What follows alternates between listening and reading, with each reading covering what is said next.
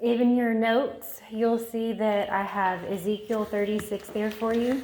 Verse 26 says, "A new heart also will I give you, and a new spirit will I put within you. I will take away the stony heart out of your flesh, and I will give you a heart of flesh. I will put my spirit within you, and cause you to walk in my statutes, and ye shall keep my judgments and do them." Verse 35, I'm going to skip down.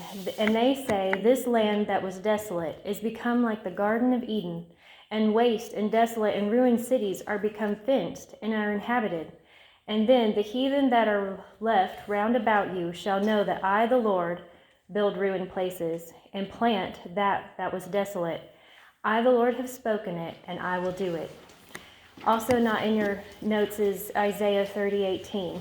"Therefore will the Lord wait, that he may be gracious unto you, and therefore will he be exalted, that he may have mercy upon you. For the Lord is a God of judgment. Blessed are all they that wait for him." The day I was praying about what to share, I just so happened to read those exact passages in my daily Bible reading, and it sums up very well my husband and my story.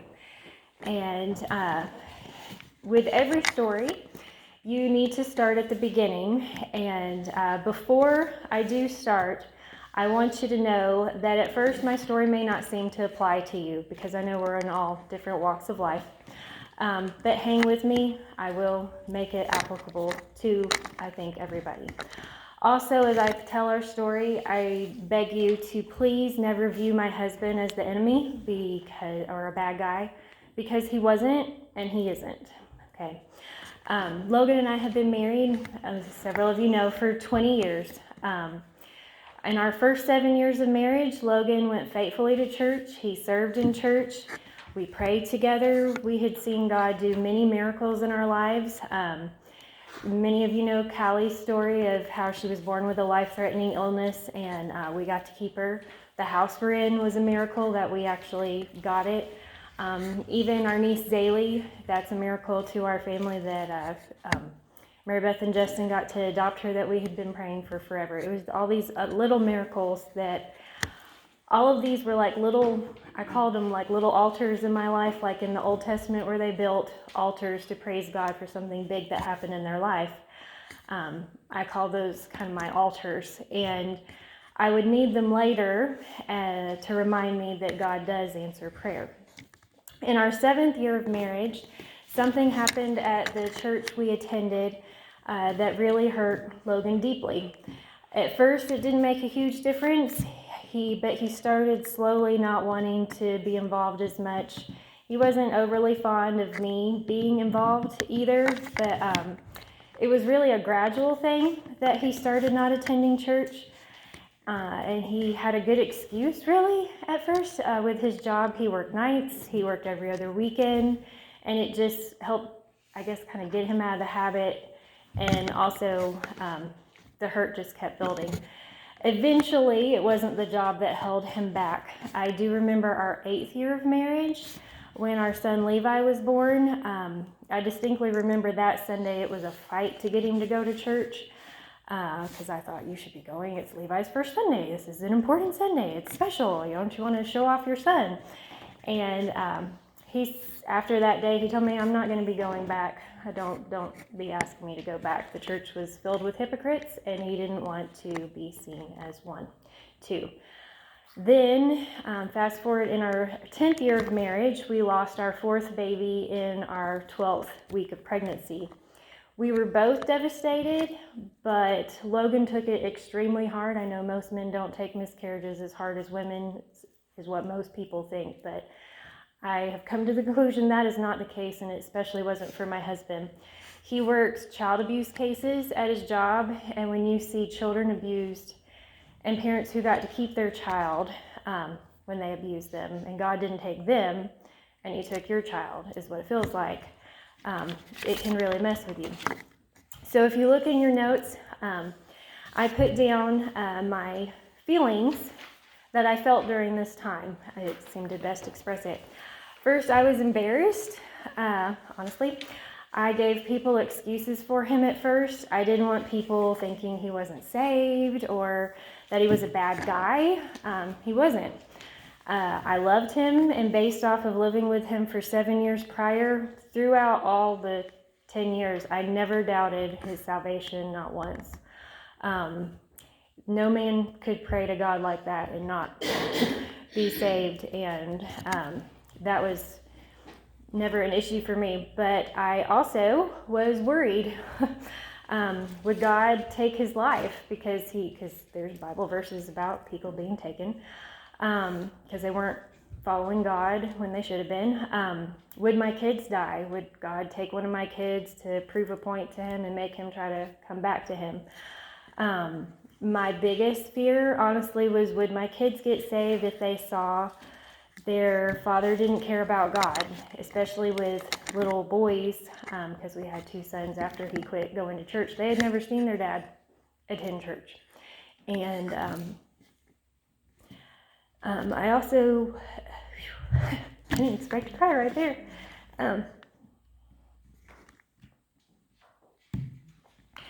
I worried that, I'm just being truthful. I worried that people would think that we were getting divorced, or that if they didn't know me, that I was divorced. I loved being married, and I didn't, want to be viewed that way. I don't look bad at divorced people. It's just, it was things that I worried about, and I wanted to be truthful about all my feelings then. I was angry. I was angry at first. First off, at the people that I felt who had caused this to happen. I felt like their actions had ruined my perfect life, and I wasn't very happy about it. I was also angry at him. Why did he get to sleep in every Sunday when I had to get up and get dressed and get all the kids ready all by myself? Please do remember he had worked the night before, but these are feelings. Why didn't he have dinner fixed when I got home? He could be useful, he could at least be useful if he wasn't going to church. Why did he get to have the whole morning all quiet, all to himself, and I never got one? I had 3 children when he first stopped going, under the age of 4. So mothers feel that anyhow, of needing quiet time. I was also frustrated. Didn't I do everything right, God? Because in our story, what I didn't tell you at first was when I didn't sign up for a marriage where I was alone spiritually. I had prayed for Logan since I was 12. And God literally saved him for me. He hated girls growing up, and we each had never dated anybody else, and we had, I knew beyond a shadow of a doubt that I was supposed to marry him, and yet we had courted, we had saved ourselves for marriage, yet this happened. I don't say that to toot my own horn.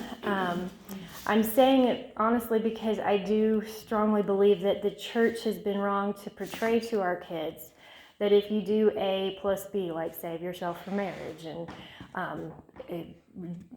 pray for your spouse, that God owes you C, the perfect marriage, or the perfect life.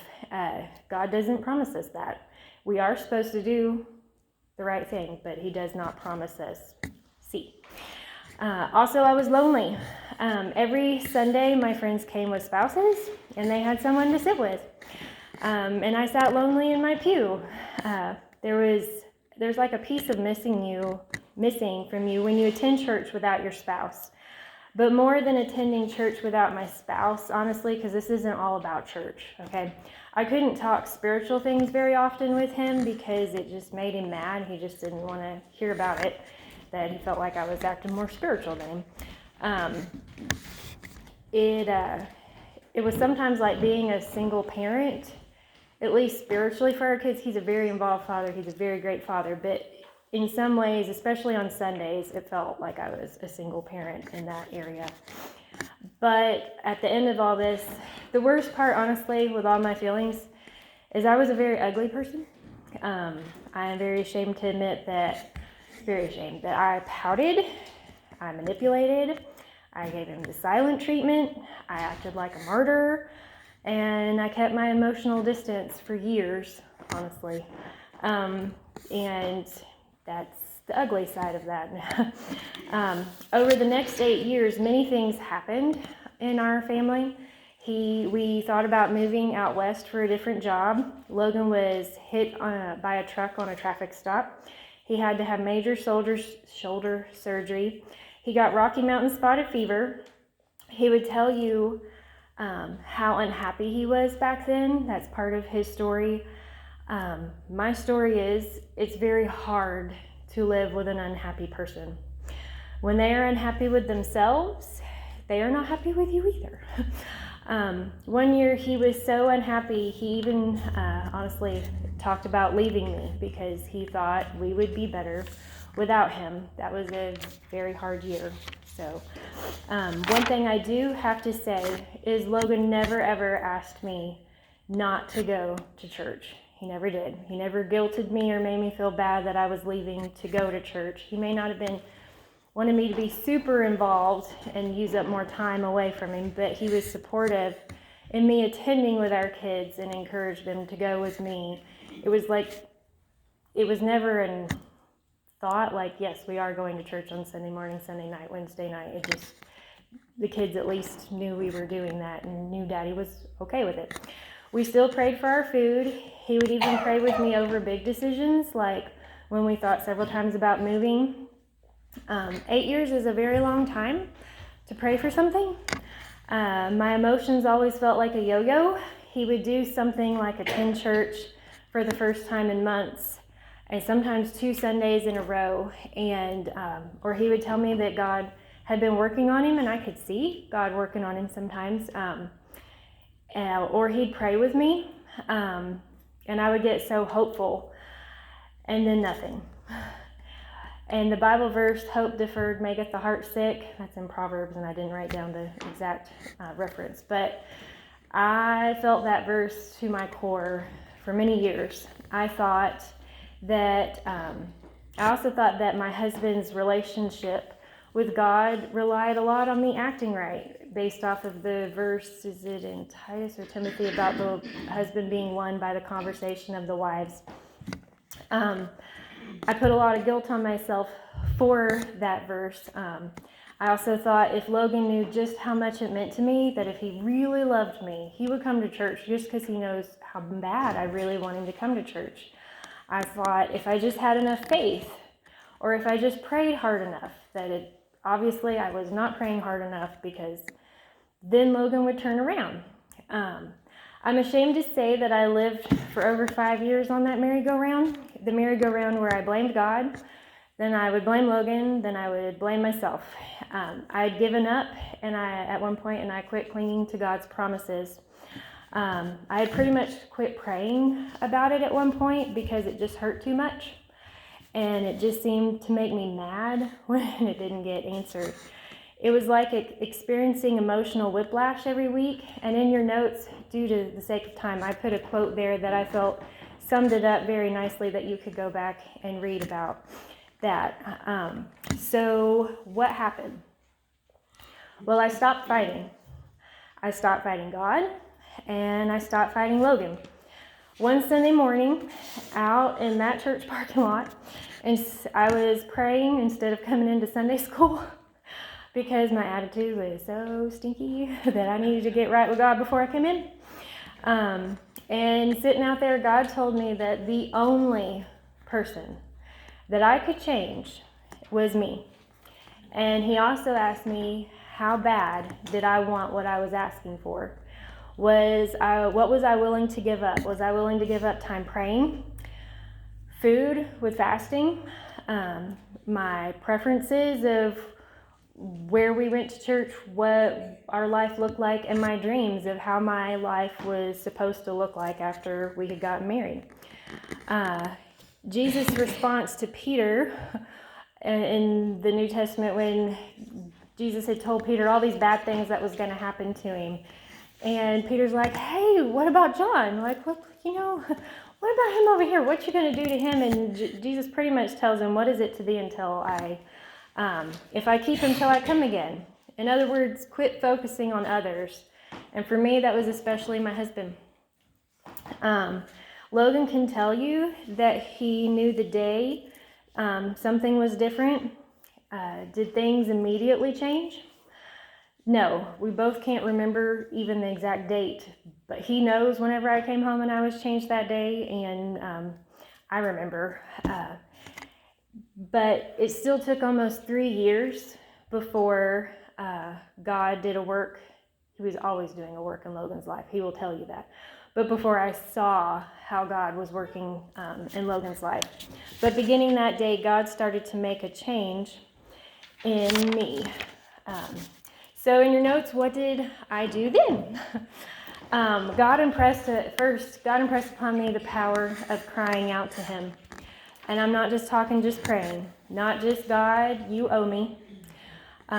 Really crying out.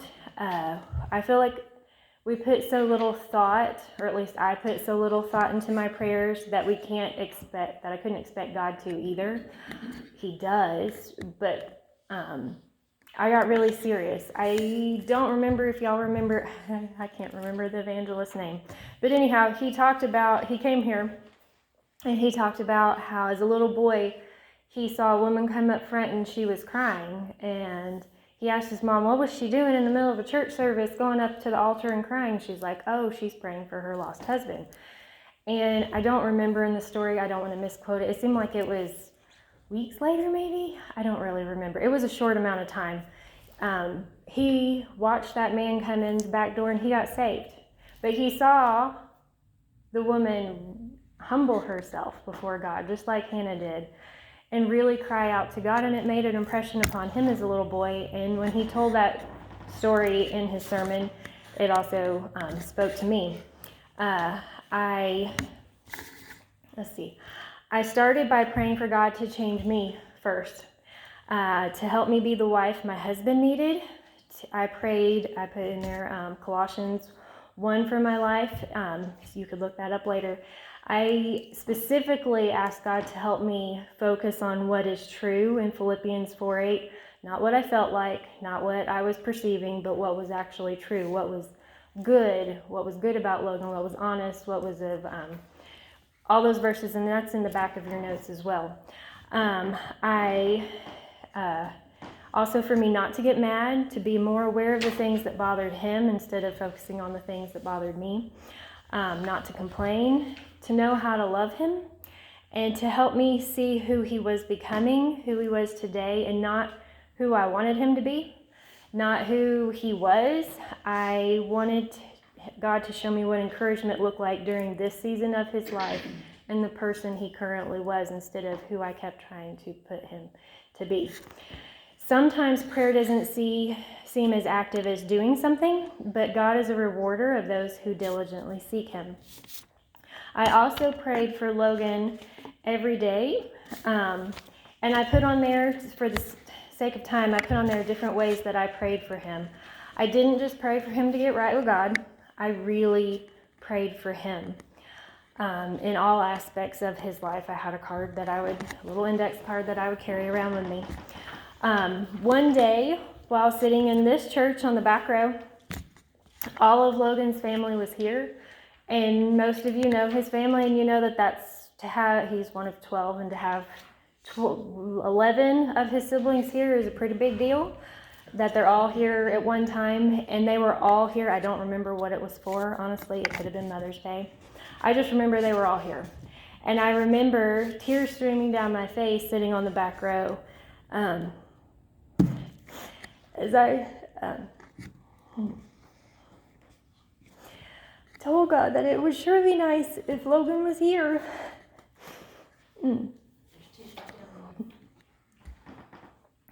I just missed hearing him sing.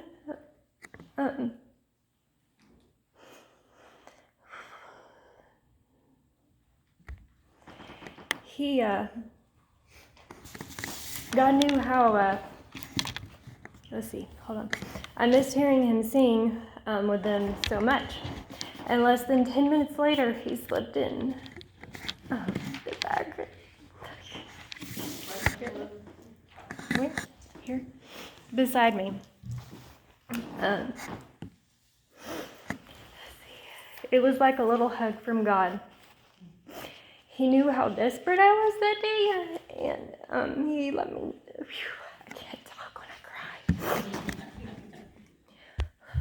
And he let me know that he saw and heard me and was working even when it didn't feel like it. Okay, 3 months, no, I'm okay. 3 months before God broke Logan, I was doing a Bible study on the tabernacle in Daniel with a bunch of ladies. And clear as day when we got to the passage where an angel tells Daniel in so many words, Daniel was praying and the angel comes in, he says, God hears your prayers, pretty much, but you won't get to see them, him answer them. I felt God press upon me that he had heard me and that he was currently answering my prayers, and not unlike Daniel, I was actually going to see the answer to my prayers. But it meant a lot that that angel was like, the minute you started praying, God answered it, and I was just coming down. So I actually have, the leader gave the group of us this little piece of paper, and I think, because it's the one thing I regret throwing away, it said, he hears. And I put it on my wedding photo by my nightstand in my Bible. And just to remind me that God was hearing me. So I didn't have time to write it for y'all, but I actually made these up, and if you want to pass them out for me, and you're going to actually put on there for yourself that you can put in your own Bible or wherever you need to, that just put he hears, or whatever you want to put on there to remind you that God is hearing you and is answering your prayer. Fourth, I asked 2 friends to start praying with me at a specific time every day. We set reminders on our phone based off of the verse in Matthew 18 that is in your notes. I also clung to God's promises. In your notes at the back, there are a bunch of Bible verses that really helped me. I'm going to warn you, there are some typos, and I apologize. My printer quit working, and I couldn't get them fixed after my mom found them. I've went through these notes many times, but it just got mistranslated. So I do apologize for that, but they are in there, and you can look them up for yourself. I do want to make a note that although the Bible does contain many general promises that we can believe with confidence, we need to be careful about presuming too much by applying any promise that strikes our fancy and claiming it for our own situation. Even if we believe with all our hearts and get others to believe it for us, often this is nothing more than wishful thinking, and then when the promise goes unfulfilled, we're left disappointed and angry with God. So do be careful about that. But God's promises, I clung to those for sure.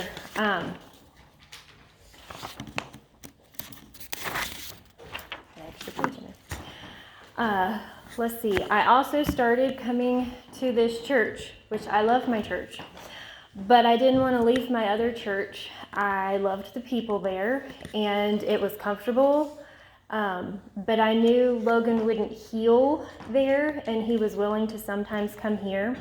So I stopped fighting it, and I just started coming out of faith that he might join me here. And let's see. I also replaced negative thoughts and feelings with truth. Instead of being angry, I started a thankfulness list. Every day when he wasn't the nicest to live with, I wrote something I was grateful for about him. I did it for 365 days. That is a really long time. That is a lot of things I learned. We still laugh about some of the things that I didn't realize I was repeating. It was very enlightening. Loving my husband does not rely on my feelings at the moment, but on the action that I take. Feelings often follow action, I learned. And another thing of the being frustrated, I decided to stop expecting him to help me on Sundays. Yes, I still struggled, but I started getting more rest on Saturdays. I planned our outfits ahead of time. I set a timer with enough time for me to get up before the kids and to get dressed before them, which that was amazing. If I get dressed first, then everything else always fell in line. I set out dinner that morning. I put stuff in pots and pans that I could just have everything ready to turn on, and I didn't feel like I was coming home and having to start dinner. And I fed the kids Pop-Tarts because that was easy and they loved it. I quit nagging, which there's a quote there too that has a misspelling, but I'm going to save time and not read that. You can read that later. The quote I do want to do is by Oswald Chambers. Resting in the Lord does not depend on external circumstances at all, but on your relationship to God Himself. Fussing always ends in sin. Imagine that a little anxiety and worry we imagine that a little anxiety and worry are an indication of how really wise we are. It is much more an indication of how really wicked we are. Fretting springs from a determination to get our own way. When it came to being afraid, my husband's walk, I had to learn that my husband's walk with God did not rely on me. I've had people ask me since he's came back, aren't you afraid he might quit again? If you share like this problem in the church or your issues with somebody, and the answer is actually no. I didn't get him to come back to Christ, and I can't keep him there. His walk with God is between him and God. It's not my responsibility, it's God's, it's his. That takes such a weight off whenever I came to that realization. Yes, I do influence him for the good or the bad. Women have lots of sway over their men. I'm not saying that. But his relationship with God should not depend on me. Sometimes we feel like we have to be the perfect Christian example, and I learned instead of being afraid, I needed to be real and not perfect. I needed to let him see me say I was sorry and that I struggle. We aren't perfect and we shouldn't pretend to be. And Miss Judy always talks about how her husband said that, accused her of coming to church because she was perfect. And she said, no, I come to church because I'm not perfect. And when the kids asked why Dad wasn't coming to church, because they did a lot, I always told them to ask their daddy. I let him be accountable to them for that. It wasn't my job to make him look good or bad. Either way, I told them we could pray for him together for him, and we did. When it came to being ashamed, just like with the kids, I quit making excuses for him to other people. I told the truth, and I just asked them to pray. When it came to being lonely, I found somebody to sit with who was also lonely.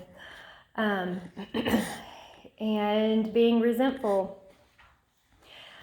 I learned it's tempting to start picking apart one's husband because we feel like we're more spiritual, but we can't do that. It will accomplish the opposite, actually, of God's will in our life. My husband's spiritual condition doesn't make him less of a person or less deserving of respect and common courtesy.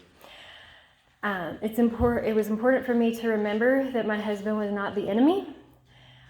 He was the one God gave me to love. And God will never call us to do something that He will not give us the grace to do or complete.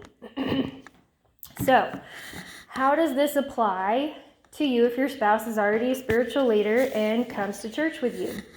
Without my brothers and sisters in Christ, and without a good church family, I really believe our story and my testimony would be very different. I would have probably given up. So use this talk to know how to reach those who don't have a spouse coming to church with them. It could be they are married and their spouse is unsaved. It could be their spouse is saved with no desire to come to church at the moment, or maybe they're divorced or widowed or a single parent. While you may not personally be going through this trial, someone you know likely already is. If they are not, chances are they will be. You may even experience it yourself one day. I know I never in a million years would have believed that this would be my story. So with people like this, if they're in your life, invite them to sit with you. Make a point to include them and talk to them. Invite them to do things outside of church for encouragement. Get bonus points if you include the spouse. Go out to eat together, have a cookout at the park, have them over for dinner or to play games. If their spouse doesn't want to come, offer to watch their kids for them to have a date night.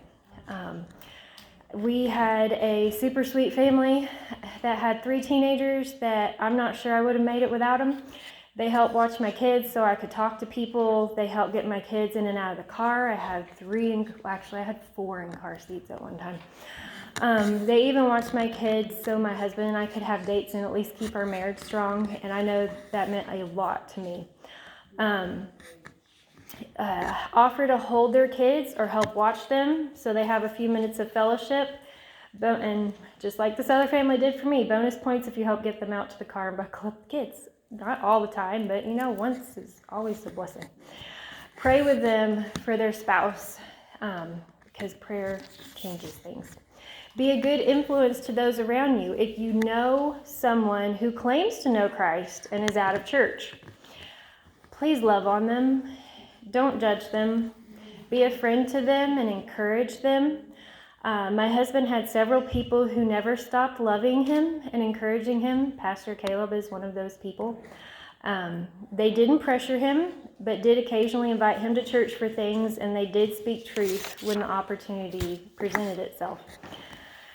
Okay, in conclusion, it's a really long story about how God wove together Logan's coming back to him. I had to face some really scary things during that time. I had a huge disappointment and had to give up a really big dream that meant a lot to me. But God used that circumstance in that 3 months from when he told me he was answering my prayer to break Logan. It was painful to watch, but he used it to break Logan. In something only he could do. God just knew just how to draw Logan back to him. That's part of his story about how gentle God was with him. God is so much wiser than we are. If Logan's coming back to God had revolved around me and what I did, the story wouldn't have given God the glory. I would have always worried about what if I did something that would cause him to fall again. Whenever I fully trusted God and gave him my husband, God did things I never could do in a way that only he can. I'm forever grateful. I'm not some great woman of faith. I doubted. I had a bad attitude, as I shared, much of the time. I'm thankful for a God who looked past my faults and still heard me. As I said, I never would have thought this would have been my story, but I wouldn't change it. I would have while going through it. But now, after seeing God's hand and how he used it in my life, I wouldn't. I would also like to make a small little note that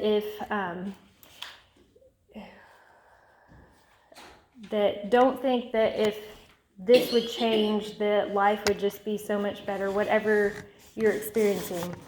My husband is a different person than those 8 years, but he is still a human and a sinner saved by the grace of God who still struggles.